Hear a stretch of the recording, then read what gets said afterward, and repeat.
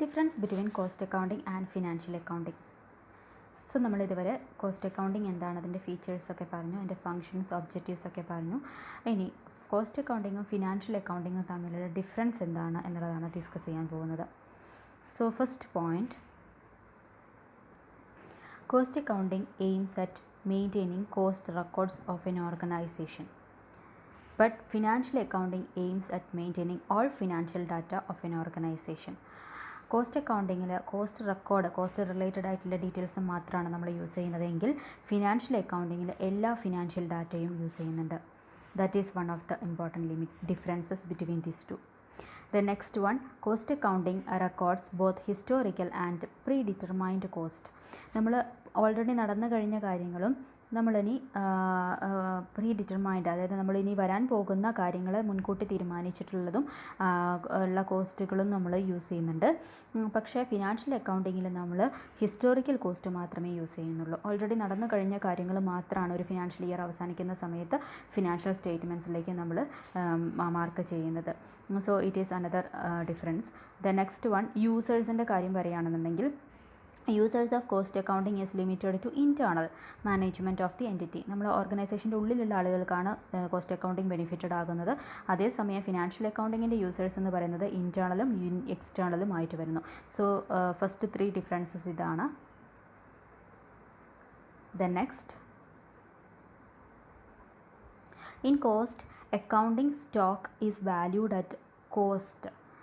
Cost അക്കൗണ്ടിങ്ങിൽ stock എന്ന് പറയുന്നത് വാല്യൂഡ് അറ്റ് കോസ്റ്റിലാണ് വാല്യൂ ചെയ്യുന്നത്. പക്ഷേ ഫിനാൻഷ്യൽ അക്കൗണ്ടിങ്ങിൽ നമ്മൾ പഠിച്ചിട്ടുള്ളത് സ്റ്റോക്ക് എങ്ങനെയാണ് valued at the lower of the two, that is cost or net realisable value. നമ്മൾ പഠിച്ചിട്ടുണ്ട് കോസ്റ്റ് എന്ന് പറയുന്നത് സ്റ്റോക്ക് വാല്യൂ ചെയ്യുന്നത് cost or market price whichever is lower. ഏതാണ് ഈ കുറവ്, കോസ്റ്റ് പ്രൈസ് ആണോ അല്ലെങ്കിൽ മാർക്കറ്റ് പ്രൈസ് ആണോ, അതായത് നെറ്റ് റിയലൈസബിൾ വാല്യൂ ആണോ, ഏതാണോ കുറവ് അതാണ് നമ്മൾ കൺസിഡർ ചെയ്യുക ഫിനാൻഷ്യൽ അക്കൗണ്ടിങ്ങിൽ. എന്നാൽ കോസ്റ്റ് അക്കൗണ്ടിങ്ങിൽ നമ്മൾ എപ്പോഴും കോസ്റ്റ് ബേസ് ചെയ്തിട്ട് തന്നെയാണ് കാൽക്കുലേഷൻസ് ഒക്കെ നടത്തുക. അത് അനദർ ലിമിറ്റേഷനാണ്.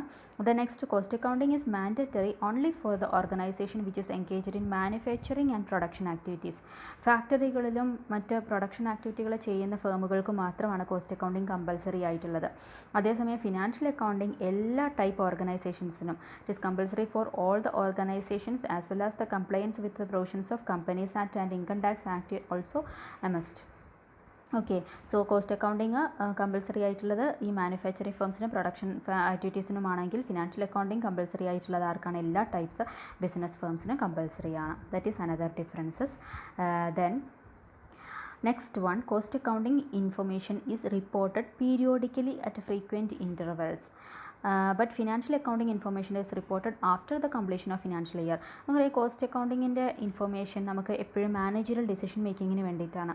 സോ എപ്പോഴാണോ നമുക്ക് ഡിസിഷൻസ് എടുക്കേണ്ടത്, അതായത് ഫ്രീക്വൻറ്റ് ഇൻ്റർവെൽസിന് നമ്മൾ വേണ്ടി വരും. അതായത് ഒരു വർഷം കഴിയുന്നത് വരെ നമ്മൾ കാത്തു നിൽക്കില്ല. അത് ചിലപ്പോൾ 1 month കഴിഞ്ഞാൽ അല്ലെങ്കിൽ 1 monthൻ്റെ ഉള്ളിൽ തന്നെ ചിലപ്പോൾ നമുക്ക് ആ ഡാറ്റ വരും, അല്ലെങ്കിൽ 6 months കഴിഞ്ഞാൽ. അപ്പോൾ അതൊക്കെ വേണ്ടി വരും. പക്ഷേ ഫിനാൻഷ്യൽ അക്കൗണ്ടിങ്ങിൽ അങ്ങനെയല്ല.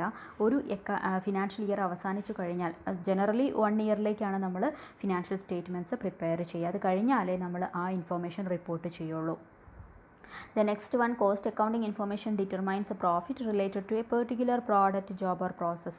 ഒരു പെർട്ടിക്കുലർ പ്രോഡക്റ്റിൻ്റെ അല്ലെങ്കിൽ ജോബിൻ്റെ അല്ലെങ്കിൽ പ്രോസസ്സിൻ്റെ ഡാറ്റ അല്ലെങ്കിൽ പ്രോഫിറ്റ് മാത്രമാണ് കോസ്റ്റ് അക്കൗണ്ടിങ്ങിൽ കാൽക്കുലേറ്റ് ചെയ്യുന്നത്.